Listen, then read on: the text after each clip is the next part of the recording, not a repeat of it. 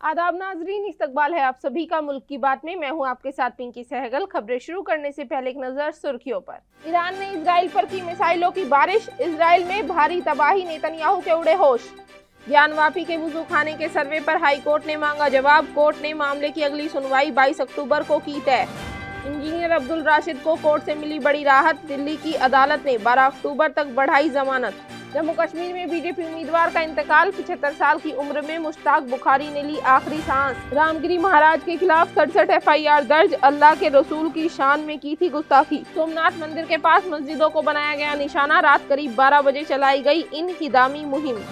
काशी के 14 मंदिरों से हटा दी गई साईं बाबा की मूर्तियां, अयोध्या के महंत बोले साईं कोई भगवान नहीं, वो मुस्लिम थे। अयोध्या में नवरात्रि पर 9 दिन गोश्त की बिक्री पर पाबंदी, सीएम योगी ने अफसरान को जारी किए हुक्म। बाबा को महात्मा गांधी की 155वीं जयंती, साबिक पीएम लाल बहादुर शास्त्री को भी किया गया याद। इलेक्शन के बीच राम रहीम को मिली पैरोल, 3 शर्तों पर 20 दिनों की मिली पैरोल।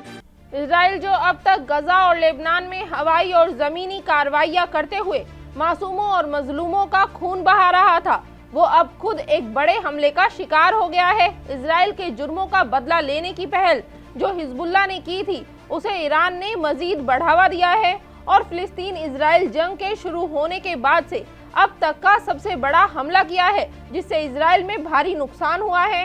ईरान ने बड़ा हमला करते हुए इजराइल की कई मिलिट्री बेस को निशाना बनाया है, जिसके बाद नेतन्याहू भी डर कर भागता नजर आया है। इजराइल जो एक एक करके रेजिस्टेंस ग्रुप के लीडरान और कमांडरों को मारकर खुशी मना रहा था और ये सोच रहा था कि इन लीडरान को खत्म करने से लड़ाकों की हिम्मत टूट जाएगी, वो शायद ये नहीं जानता था कि ऐसा कर कर उसने खुद के लिए बड़ी खाई खोद ली है और उसी में गिरने का नेतन्याहू का दौर अब शुरू हो गया है। ईरान ने इजराइल से जुर्मों का बदला लेने की पहल करते हुए एक बड़ा हमला किया। हमास लीडर इस्माइल हानिया और हिजबुल्लाह लीडर हसन नसरल्लाह के साथ साथ इस्लामिक रेजिस्टेंस गार्ड कॉर्प्स के सीनियर कमांडर निल फिरोशान की मौत का बदला लेते हुए ईरान ने इजराइल की कई मिलिट्री साइटों पर बड़ा हमला किया, जिससे इलाके में अफरा तफरी मच गई। तेहरान टाइम्स के मुताबिक ईरान ने अब तक का सबसे बड़ा हमला करते हुए इजराइल पर 200 मिसाइलों की बारिश कर डाली। कई बड़ी मिलिट्री साइट्स को ईरान ने निशाना बनाते हुए कई मिसाइल दागे और उनका सबसे बड़ा हदफ मोसाद का हेडक्वार्टर था, जो इन हमलों से लरस कर थर्रा उठा। और इन हमलों से नेतन्याहू भी अपनी जान बचाने के लिए शेल्टर की तरफ भीगी बिल्ली की तरह भागता नजर आया। IRGC ने कहा कि तकरीबन 90% मिसाइलों ने हदफ को निशाना बनाया।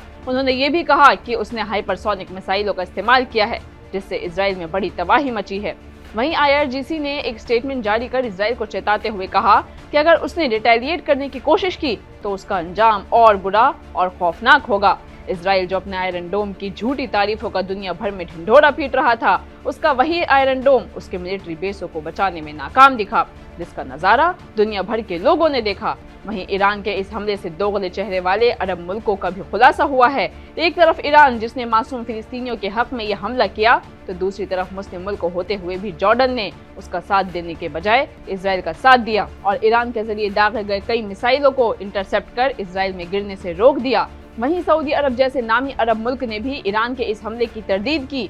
ईरान के एक हमले से मुस्लिम ममालिक के झूठे और दोगले चेहरे भी खुलकर सामने आ गए हैं और इजरायली आका नेतन्याहू भी डर कर बिल में जा छिपा है। अब देखना ये होगा कि अगर हिजबुल्लाह के साथ साथ ईरान ने भी ऐसे ही हमले जारी रखे तो नेतन्याहू आखिर कब तक अपनी जान बचाकर इधर उधर पनाह लेता रहेगा या फिर थक हार कर एक दिन अपनी हार तस्लीम ही कर लेगा। इलाहाबाद हाई कोर्ट ने ज्ञानवापी मस्जिद के वुजू खाने सर्वे मामले में मुस्लिम फरीक से जवाब मांगा है। बता दें कि इस मामले में अगली सुनवाई 22 अक्टूबर को होगी। बता दें कि लक्ष्मी देवी और राखी सिंह ने वजू खाना सर्वे के लिए नजरसानी की दरख्वास्त दायर की है। इससे पहले 24 सितंबर को मंजूर किए गए हुक्म की तामील करते हुए मुद्दई के वकील ने एक जिमनी हलफनामा दाखिल किया था। इसी तरह एक मुद्दई लक्ष्मी देवी की दरख्वास्त को रिकॉर्ड किया गया।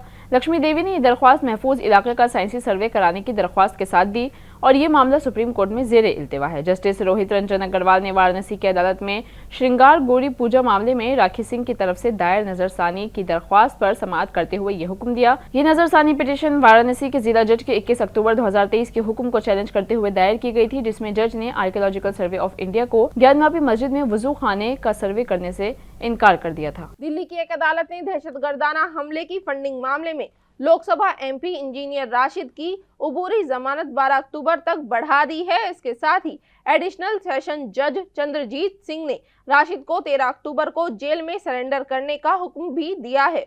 बता दें कि इससे पहले 10 सितंबर को जज ने राशिद की 2 अक्टूबर तक अबूरी जमानत मंजूर की थी। इंजीनियर राशिद उर्फ शेख अब्दुल रशीद ने 2024 के लोकसभा इंतखाबात में बारामूला सीट से साबिक वजीर आला उमर अब्दुल्ला को शिकस्त दी थी। अवामी इत्तेहाद पार्टी के सदर रशीद ने जम्मू कश्मीर असेंबली इंतखाबात में अपनी पार्टी के लिए मुहिम चलाने के लिए अबूरी जमानत के लिए अदालत से रुजू किया था।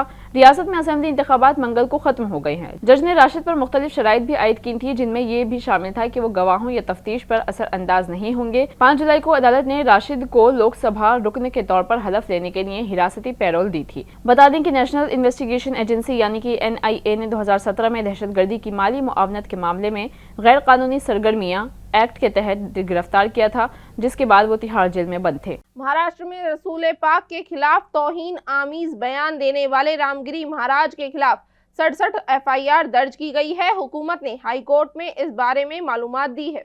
हुकूमत ने बम्बई की अदालत को पीर को इतला दी कि मुबैना तौहीन आमीज तबसरों पर मुश्तमिल वीडियो जो ऑनलाइन पोस्ट किया गया था साइबर क्राइम पुलिस के जरिए हटाया जा रहा है। महाराष्ट्र के advocate general doctor Birendra Saraf ने इस दरख्वास्त की मुखालफत करते हुए ये दलील दी, जिसमें महाराष्ट्र के वजीर आला एकनाथ शिंदे के खिलाफ FIR दर्ज होने के बाद रामगिरी महाराज के साथ स्टेज शेयर करने पर FIR दर्ज कराने की मांग की गई थी। ये दरख्वास्त एडवोकेट मोहम्मद वसी सईद और दीगर के जरिए दायर की गई थी, जिसमें इल्जाम लगाया गया था कि 2014 के बाद से फिरका वाराना वाकयात में तेजी से इजाफा हुआ है और रियासती और मरकजी हुकूमत के जरिए मुनज़्ज़म तरीके से इस्लामोफोबिक रसूम को बरकरार रखा जा रहा है, जिसकी वजह से हुजूमी तशद्दुद, फसादात और मुसलमानों का बॉयकॉट हो रहा है। जम्मू कश्मीर के साबिक वजीर और बीजेपी उम्मीदवार सैयद मुश्ताक बुखारी का पुंछ जिले के पाम रोटे सुरनकोट इलाके में इंतकाल हो गया है, जिससे पार्टी में गम की लहर दौड़ गई है। बताया जा रहा है कि उनकी मौत दिल की धड़कन बंद होने से हुई है। बीजेपी ने 2024 के असेंबली इंतखाबात में जम्मू के सुरनकोट से 75 साला बुखारी को मैदान में उतारा था। बुखारी साबिक वजीर और पुंछ जिले के सुरनकोट से 2 बार साबिक MLA रह चुके हैं। वो कभी नेशनल कॉन्फ्रेंस के सदर डॉक्टर फारूक अब्दुल्ला के करीबी माने जाते थे। बुखारी तकरीबन 4 दहाइयों तक नेशनल कॉन्फ्रेंस में शामिल रहे। फरवरी 2022 में बुखारी ने पहाड़ी बिरादरी के लिए ST के दर्जे पर फारूक अब्दुल्ला के साथ इख्तिलाफ की वजह से पार्टी से अलहदगी इख्तियार कर ली थी और फिर जम्मू में बीजेपी हेडक्वार्टर में रियासती सदर रविंद्र रैना ने उन्हें भारतीय जनता पार्टी की रुकनीत दिलाई, जिसके बाद बीजेपी ने उन्हें सुरनकोट से अपना उम्मीदवार बनाया था और आखिरी फेज के इलेक्शन के अगले ही दिन उनके इंतकाल की खबर सामने आई है। इनके इंतकाल पर रविंद्र रैना ने गम का इजहार करते हुए इसे बड़ा नुकसान करार दिया है और ताज़ियत का इजहार किया।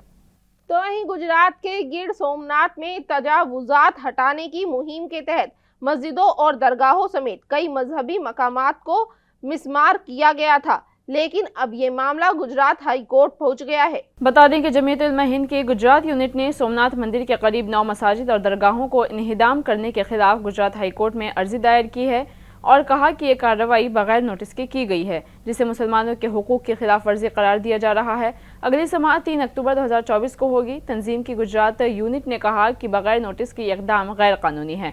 हमने कानूनी कार्रवाई का मुतालबा किया है। इन कार्रवाइयों को रोकने और इंसाफ दिलाने के लिए हुकूमत की मदाखलत की जरूरत है। गिर सोमनाथ के जिला कलेक्टर ने बताया था कि हफ्ते को वेरावल के प्रभास पटन कस्बे में सोमनाथ मंदिर के करीब तजावुजात हटाने के लिए सुबह 5:30 बजे शुरू होने वाले ऑपरेशन में 1000 से ज्यादा पुलिस एहलकारों ने 102 एकड़ सरकारी अराजी पर से 32 करोड़ रुपए की मालियत के तजावुजात को हटा दिया था। ऑपरेशन के दौरान कम से कम 120 अफराद को हिरासत में भी लिया गया है। उत्तर प्रदेश के वाराणसी में मंदिरों में नस्ब साईं बाबा की मूर्ति को लेकर तनाजा छिड़ गया है।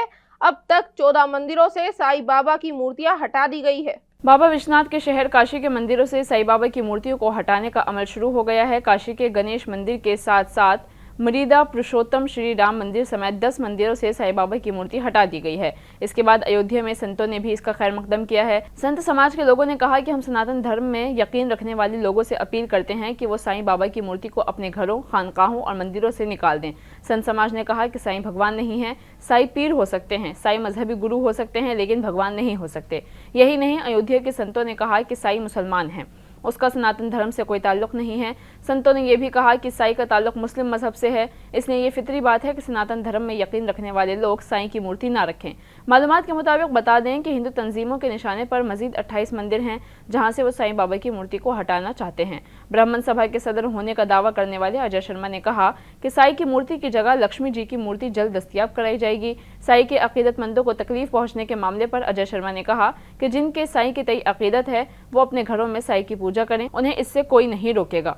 पॉलिटिकल एक्सपर्ट से लीडर बने प्रशांत किशोर ने 2.5 साल बिहार के गांवों में घूमने के बाद आज अपनी पार्टी लॉन्च कर दी है। प्रशांत किशोर ने ऐलान किया है कि पार्टी की लॉन्चिंग के बाद भी जन स्वराज पदयात्रा जारी रहेगी। बताते चलें कि त्योहारों के पेश नजर वजीर आला योगी आदित्यनाथ ने मंगल को वीडियो कॉन्फ्रेंसिंग के जरिए पुलिस और इंतजामिया के अफसरान के साथ सिक्योरिटी और दीगर मसाइल पर तवील बातचीत की और कई हिदायत जारी की। अफसरान को हिदायत दी गई है कि खुले में गोश्त की बिक्री ना हो, कहीं भी गैर कानूनी ज़िबा खाने नहीं चलाए जाएं, मजहबी मकामात के करीब गोश्त और शराब की दुकानें नहीं होनी चाहिए। उन्होंने ये भी कहा कि गैर कानूनी यानी कि जहरीली शराब के खिलाफ मुहिम को मजीद जारी रखा जाना चाहिए। साथ ही ये भी कहा गया कि शारदिया नवरात्रि के दौरान देवी के तमाम मकामात पर अकीदतमंदों की बड़ी भीड़ होगी। इसको मद्देनजर रखते हुए जरूरी पुलिस फोर्स को तैनात किया जाना चाहिए। अकीदतमंदों की सहूलियत और सिक्योरिटी के लिए बेहतर इंतजाम होने चाहिए। हर मंदिर के अहाते में साफ सफाई होनी चाहिए। त्यौहार के दिनों में बड़ी तादाद में लोग सफर करते हैं। ट्रांसपोर्ट कॉर्पोरेशन को देही रूट्स पर बसें बढ़ाने की जरूरत है। उन्होंने कहा कि इस बात को यकीनी बनाया जाए कि पुलिस हो या बस ड्राइवर, कंडक्टर वो लोगों के साथ अच्छा बर्ताव रखे। टूटी फूटी खस्ता हाल बसें इस्तेमाल ना की जाएं। साथ ही उन्होंने इलेक्ट्रिक बस सर्विस को बढ़ाने पर भी जोर दिया। आज बाबा को महात्मा गांधी की 155वीं योम पैदाइश है। साथ ही साबिक पीएम लाल बहादुर शास्त्री की भी आज योम पैदाइश है। इस मौके पर उन्हें भी याद किया गया। वजीर आजम नरेंद्र मोदी ने बापू को राजघाट पहुंचकर फूल चढ़ाकर उन्हें खिराजे अकीदत पेश की। आपको बता दें कि सदर हिंद द्रौपदी मुर्मू ने भी राजघाट पहुंचकर बाबा कौम को खिराज अकीदत पेश की।